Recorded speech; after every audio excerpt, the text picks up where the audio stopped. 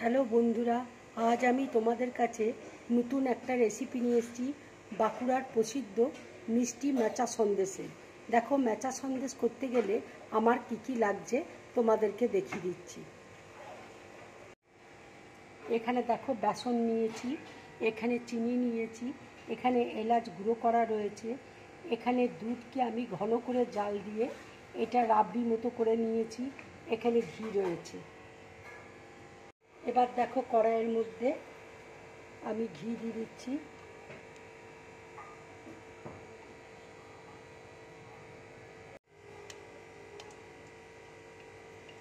দেখো, ঘিটা মেল্ট হয়ে গেছে। এবার আমি বেসনটা ঘিয়ের মধ্যে দিয়ে দিচ্ছি।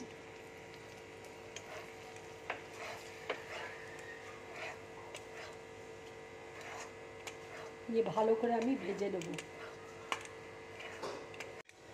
এখানে দেখো, আমি 3 চামচ ঘি নিয়েছি আর 1 বাটি বেসন নিয়েছি। দেখো, বেসনে খুব সুন্দর গন্ধ বেরিয়ে গেছে। এবার ভাজাটা কিন্তু হয়ে গেছে। এবার আমি গ্যাসটা অফ করে দিচ্ছি আর বেসনটা আমি বাটির মধ্যে নামিয়ে নিচ্ছি।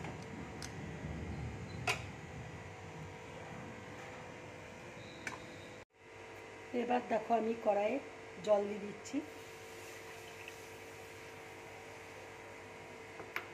এবার দেখো, আমি চিনি দিয়ে দিচ্ছি।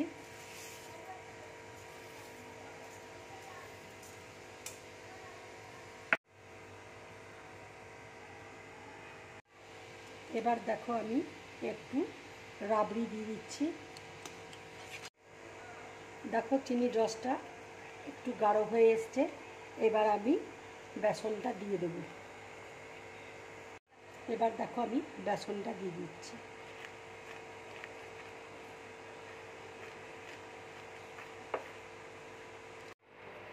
এবার দেখো, আমি এলাচ গুঁড়ো দিয়ে দিচ্ছি। দেখো, হয়ে গেছে। এবার আমি গ্যাসটা অফ করে দিচ্ছি, প্লেটের মধ্যে ঢেলে নিচ্ছি।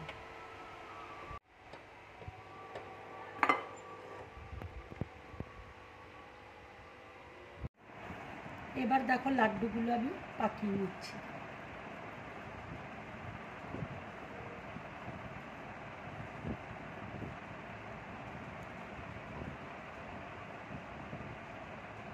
ঠিক এইভাবে তোমরা করবে। আর একটা তোমাদেরকে দেখিয়ে দিচ্ছি। দেখো, তোমরা এইভাবে তোমরা মেচা সন্দেশগুলো করবে। ঠিক এইভাবে।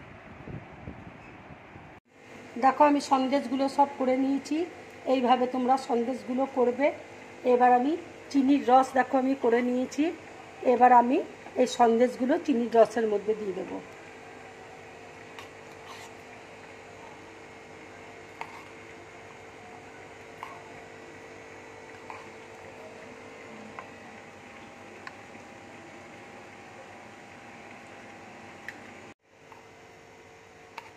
দেখো, আর একটা তোমাদেরকে দেখিয়ে দিচ্ছি আমি।